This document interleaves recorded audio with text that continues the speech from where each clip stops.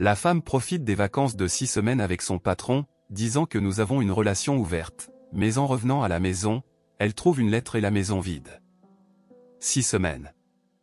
C'est le temps que j'ai pris pour transformer la vie de ma femme en un cauchemar. Elle pensait qu'elle reviendrait à la maison et que tout serait comme avant, mais quand elle a atterri, elle a réalisé qu'il n'y avait plus de maison, ni de facture, ni de mariage. Juste une lettre et la dure réalité qu'elle avait elle-même créée. À l'entrée de l'hôtel Ambassador, l'établissement élégant faisait partie des meilleurs de la ville, avec un service impeccable. Un porteur a mis ses valises sur un chariot, lui a remis un petit reçu et lui a souhaité la bienvenue. Le portier a soulevé son chapeau dans un geste courtois et a ouvert la porte imposante en laiton pour Mars, tandis que le porteur la suivait à une distance respectueuse. Mars s'est dirigée vers la réception, scrutant autour d'elle pour voir si Rick l'attendait, comme elle l'avait demandé dans sa lettre. Elle a vu plusieurs personnes se détendre dans les fauteuils confortables et les canapés éparpillés dans le vaste hall, mais son bien-aimé mari n'était nulle part. Elle se sentait nerveuse à l'idée de voir la réaction de Rick lorsqu'il la reverrait, car il était furieux lors de leur dernier appel téléphonique, alors qu'elle était au lit avec Trey dans un hôtel en Colombie quelques semaines auparavant. Malgré la colère initiale de Rick, Mars pensait qu'il avait profité de la liberté qu'elle lui avait accordée pendant son voyage de 6 semaines. Elle était certaine que la voisine Leslie avait tout fait pour le satisfaire pendant cette période. Leslie et son mari étaient adeptes du swing, et sa beauté irrésistible attirait l'attention partout où elle passait. Mars avait déjà remarqué comment les hommes du quartier étaient hypnotisés en la voyant. De plus, Leslie n'avait jamais caché son désir pour Rick. Mars espérait que Rick ait profité de la pause de 6 semaines dans leur mariage, mais elle espérait aussi qu'il n'ait plus d'intérêt à continuer avec Leslie. Elle avait l'intention de mettre fin à la liberté de tous les deux maintenant qu'elle était de retour. Ce serait compliqué de raviver la romance avec Rick si une femme comme Leslie était toujours en jeu. Elle se sentit mal en réalisant que, depuis cette dispute par téléphone, elle n'avait plus parlé à Rick pendant son séjour en Colombie. L'équipe médicale avec laquelle elle travaillait était occupée par diverses chirurgies. Mars ressentait de la compassion pour les personnes dans le besoin en Amérique du Sud, qui parcouraient de longues distances pour recevoir des soins de médecins américains. Pendant les journées où l'équipe avait du temps libre et où Mars n'était pas au lit avec Trey, elle en profitait pour visiter quelques sites touristiques, comme le mont Montserrat. Elle envoyait des photos à Rick, accompagnées de messages sur ses expériences. Cependant, il ne répondait jamais, et ne lisait même pas les messages. Peut-être qu'il était encore blessé. Malgré tout, Mars était sûre que Rick l'aimait profondément. Elle savait que cela prendrait du temps pour guérir ses blessures, mais elle croyait qu'ils se retrouveraient et que leur mariage serait encore plus fort. Maintenant que leurs enfants étaient grands et avaient quitté la maison, Mars comptait passer le reste de sa vie avec Rick. Son expérience avec Trey au cours des 6 dernières semaines l'avait amené à apprécier encore plus le mari fidèle et dévoué qu'elle avait. Trey était en effet un amant habile et aimait tester ses limites, mais Mars se rendait compte qu'il n'y avait pas d'amour entre eux. Au fil du temps, le charme initial de Trey s'était dissipé, et son arrogance et sa grossièreté l'irritaient. Il était dominant au lit et semblait prendre plaisir à l'humilier, surtout après avoir appris que Rick avait découvert l'affaire. Sous pression, Mars avait fini par dire des choses en lesquelles elle ne croyait pas, comme quand Trey la poussait à comparer ses compétences avec celles de son mari. Au début, ses provocations l'excitaient, mais au fil du temps, elles l'agacèrent et la mirent en colère. Lorsqu'elle lui demanda de cesser les insultes, il intensifia les humiliations, ridiculisant Rick et insinuant qu'il n'était qu'un mari soumis. Fatigué, Mars arrêta de se plaindre, espérant que Trey perdrait intérêt, mais il ne s'arrêta pas. À la fin du voyage, Mars se sentait utilisé, manquant de respect et dégradé. À l'aéroport de Bogota, pendant qu'ils attendaient un vol, elle dit enfin à Trey qu'elle voulait mettre fin à l'affaire et se consacrer à son mariage à nouveau. Il haussait les épaules et répondit : « Tu as été une femme formidable, mais j'en avais marre de ce truc. Je pense que mettre fin à tout ça est mieux pour nous deux. Profite de ton mari humilié. » Trey a encore offert un siège à Penny pour ne pas avoir à voyager à côté de Mars. Elle se demandait comment elle avait pu être aussi fascinée par lui pendant si longtemps. Maintenant, tout ce qu'elle voyait était un abruti narcissique. Malgré l'inconfort, elle ressentait un soulagement de ne plus avoir à partager d'espace avec Trey. À côté de Penny, le vol se passa en silence, épuisé, n'attendant qu'une chose, arriver à la maison. Penny lui confia que Rick avait appelé sa chambre et qu'il savait qu'elle trompait son mari, Josh, avec l'un des médecins. Heureusement, Rick avait promis de ne pas dire à Josh ses escapades. Elle savait que Josh ne tolérerait pas l'infidélité et se sentit soulagée d'avoir échappé de justesse.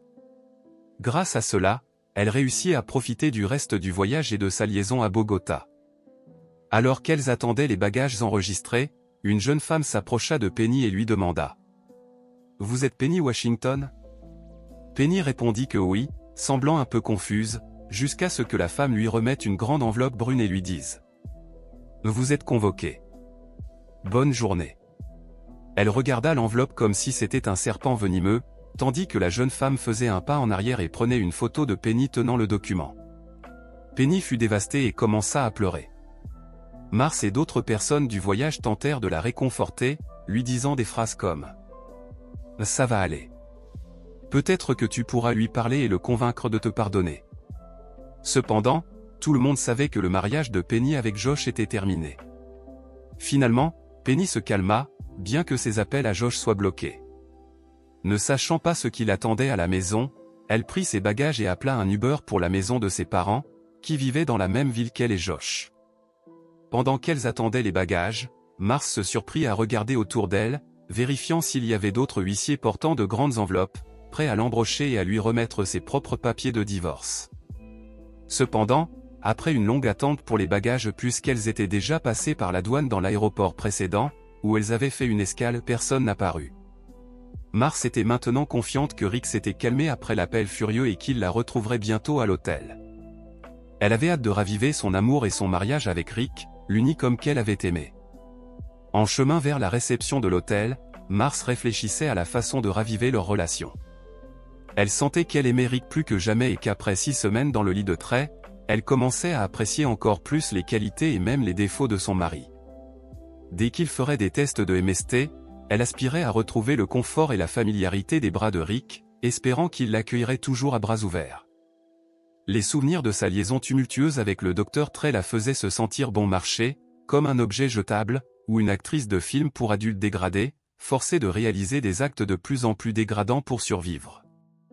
Secouant ses pensées négatives, elle ouvrit un sourire et se dirigea vers sa rencontre avec Rick. Elle espérait secrètement le trouver dans le hall, impatiente de le retrouver, mais elle ne le vit pas. Arrivé au comptoir, un jeune réceptionniste hispanique, vêtu d'un costume élégant et portant une petite plaque dorée avec l'inscription José Gomme Réception, leva les yeux de l'écran de l'ordinateur et afficha un large sourire aux dents parfaitement blanches. Bienvenue à l'hôtel Ambassador. Comment puis-je vous aider? Bonjour, je viens faire le check-in. Il devrait y avoir une réservation au nom de Marcia Weston, dit-elle au jeune homme sympathique. Le réceptionniste tapota quelque chose sur le clavier et confirma. Voyons voir. Votre réservation est pour une seule nuit, n'est-ce pas? Oui, juste une nuit. Votre chambre est au 10e étage, avec vue sur la ville. Elle est vraiment très belle. Combien de cartes d'accès aurez-vous besoin? Je pense que mon mari va me rejoindre, donc il vaudrait mieux me donner 2 cartes, n'est-ce pas? Quelle carte de crédit souhaitez-vous utiliser pour la chambre et les éventuelles dépenses pendant votre séjour? Mars hésita un instant et sortit sa carte Visa, la remettant au réceptionniste. Voici. Merci, madame. Je vais traiter le paiement et vous pourrez bientôt monter. Je vois que notre porteur de bagages, Steve, a déjà vos affaires et sera heureux de vous aider à monter jusqu'à votre chambre. Merci. J'ai quelques bagages et mon mari n'est pas encore arrivé pour m'aider, donc ce sera parfait. Le messager, qui attendait à quelques mètres avec le chariot de bagages, était prêt à l'accompagner. Son plan initial était que Trey la laisse à l'hôtel, mais le transport semblait bien meilleur maintenant qu'elle avait coupé les liens avec lui. De plus, si Rick attendait dans le hall, arriver accompagné de Trey pourrait gâcher ce qui devait être une rencontre agréable. Le réceptionniste s'excusa, inséra la carte Visa dans le lecteur et prit 2 cartes d'accès pour les coder. Cependant, en regardant l'écran, il fronça les sourcils. « Je suis désolé, Madame Weston, mais cette carte a été refusée. Avez-vous une autre carte que vous aimeriez utiliser ?» L'estomac de Mars se tordit. Elle n'avait pas eu besoin d'utiliser ses cartes de crédit à Bogota, car le groupe Médecins sans frontières avait couvert les frais, et Trey payait tout lorsqu'il sortait. Elle n'avait apporté que 2 cartes pour le voyage, la Visa et la Discover, afin d'éviter les vols. Elle les avait laissées toutes les deux, ainsi que son passeport, dans le coffre de l'hôtel. Est-ce que quelqu'un aurait cloné sa carte pendant son absence? Quelque chose dont elle devrait parler avec Rick plus tard, bien sûr. Acceptez-vous le Discover Card, demanda Mars, tout en remettant sa carte Discover au réceptionniste et récupérant sa carte Visa en retour. Oui, madame.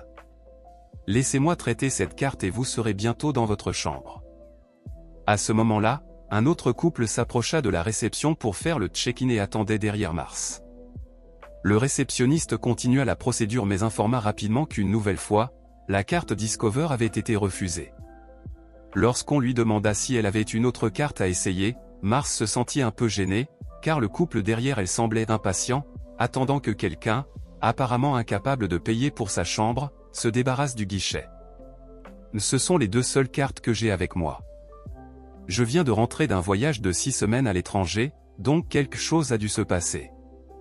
Je vais quitter la file et appeler mon mari pour comprendre ce qui se passe. Très bien. J'espère que tout sera résolu. N'hésitez pas à me faire savoir si je peux vous aider de quelque manière que ce soit, répondit le réceptionniste. Mars s'éloigna vers un coin salon pendant que le jeune couple commençait leur check-in.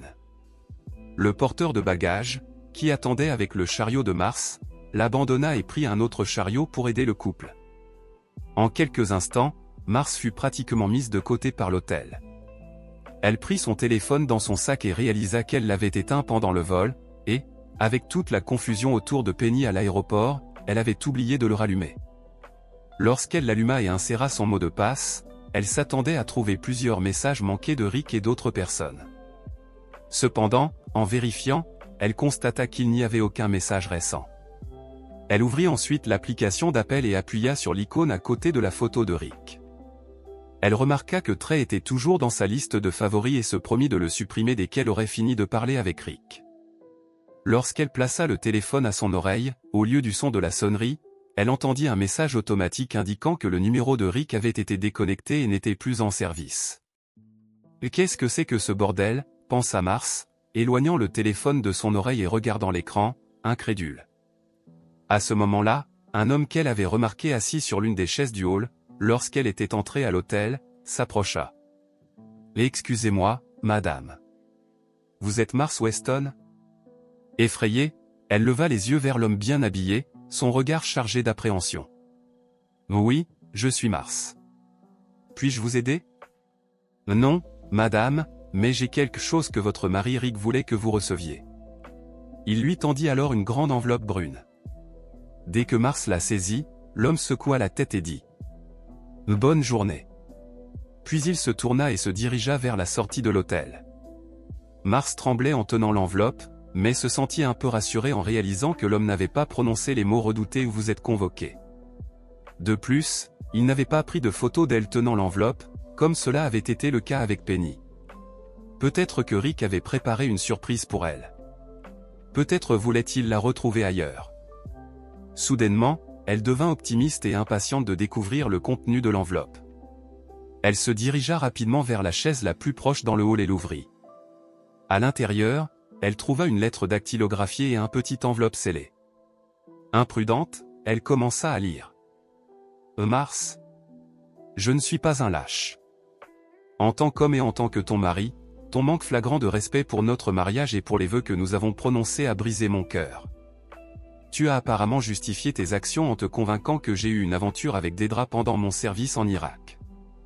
Ce n'était pas le cas.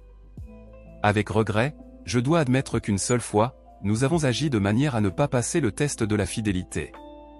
Cela s'est passé lorsque nous sommes rentrés à la base juste après que notre convoi ait été embusqué par des insurgés. Dedra et moi avons eu la chance de nous en sortir indemnes, contrairement à beaucoup de nos camarades. Quand nous sommes retournés à la base, nous étions remplis d'adrénaline et de peur, soulagés d'être vivants.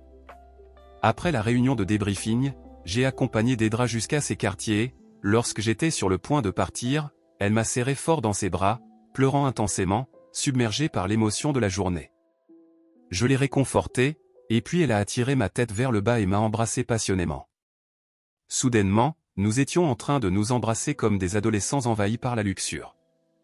Nous savions très bien que les émotions nous dominaient. Je regrette de ne pas avoir eu la force de résister à ces avances. Cependant, nous n'avons pas eu de relations intimes. Ce dérapage regrettable s'est produit dans la chaleur du moment, juste après une expérience extrêmement traumatisante contrairement à tes aventures, soigneusement planifiées. Je tiens à préciser que tu es la seule femme avec qui j'ai eu des relations intimes depuis notre mariage il y a plus de 20 ans. Je suis sûr que tu ne peux pas en dire autant. En plus de traits, je sais pertinemment que tu as eu une aventure pendant que j'étais en mission en Corée. Quelqu'un m'a informé que tu te retrouvais avec un homme au Red Ruin, de l'autre côté de la rue de l'hôpital. Je sais que tu te garais là à cause des travaux, mais je sais aussi que tu arrivais des heures avant le début de ton service. J'ai enquêté sur cette affaire en engageant un détective privé. Il n'a pas réussi à identifier ton amant, mais nous savons tous les deux que tu m'as trompé. Toi seul sais combien d'autres fois tu as brisé nos vœux. Pour une raison stupide, j'ai décidé de laisser passer ce cas au Red Ruin. J'étais loin, et tu avais évidemment des besoins que tu voulais voir comblés par quelqu'un d'autre. Du moins, tu as été discrète et n'as jamais jeté cette aventure dans ma face ou dans celle de quiconque. J'ai aussi confirmé que tu avais mis fin à cette liaison dès mon retour à la maison, car tu as arrêté d'arriver des heures avant ton service. D'après ce que j'ai lu dans ta lettre, j'ai compris que tu as décidé, seul, de changer notre relation, permettant à l'un des conjoints de faire ce qu'il veut, sans avoir besoin de l'approbation ou du consentement de l'autre. Waouh, quel concept incroyable! Je ne me suis jamais impliqué avec Leslie, car l'idée que tu me l'offres pratiquement me dégoûtait. Cependant, je l'ai invité, ainsi que Vincent, à dîner pendant que tu étais absent. Et quelle surprise ce fut de découvrir, par Leslie elle-même, que tu étais déjà en train de coucher avec le Dr Trey et que tu voulais que nous nous adoptions tous à ce mode de vie de swing. D'ailleurs, Leslie pensait que tu m'avais déjà tout dit et elle a été bien contrariée d'apprendre que tu ne m'avais rien mentionné auparavant. Elle et Vincent ont dit que l'infidélité n'a pas sa place dans un véritable mariage ouvert. Il semble que, si tu veux être une swingeuse, la première règle est d'être totalement ouverte et honnête avec ton partenaire. Il n'est pas nécessaire de dire que Leslie et Vincent ne sont pas du tout contents avec toi et n'approuvent pas ton comportement égoïste. Mais apparemment, avec les nouvelles règles, tu n'as pas pensé que tu devais me consulter avant de prendre tes décisions. Il serait intéressant de savoir qu'à présent, nous formons un couple de swingers, bien que, dans la pratique, ce soit toi seul qui ait des relations en dehors du mariage. Sachant que la Colombie est un endroit dangereux et que le merveilleux Dr Trey prenait si bien soin de toi, j'ai pris la liberté de payer et d'annuler toutes nos cartes de crédit communes. Nous ne voulons pas qu'un malfrat profite de toi, n'est-ce pas? Tu te souviens de quelques années auparavant, quand nous avons consulté l'avocat pour élaborer nos testaments et autres documents. J'avais presque oublié qu'il avait aussi préparé une procuration durable pour chacun de nous et que nous l'avions tous les deux signée. Après notre conversation, pendant que tu étais dans la chambre d'hôtel du Trey, j'ai décidé de changer les bénéficiaires de mon assurance vie, de toi aux enfants. J'ai retrouvé les procurations en fouillant dans nos dossiers, devine quoi? Elles étaient toujours valides et ont parfaitement fonctionné. J'adore ce nouveau style de relation, où chacun prend des décisions unilatérales. Merci. J'ai utilisé la procuration que tu as signée, mais une seule fois, si ça ne te dérange pas, et après l'avoir utilisée, j'ai détruit les 2 copies. Elles ne pourront plus être utilisées. De rien. Tu sais, j'avais besoin de la procuration pour vendre notre maison et nos voitures, car elles étaient des biens communs. Mais ne t'inquiète pas, j'ai respecté mes obligations fiduciaires et j'ai obtenu de bons prix pour toi.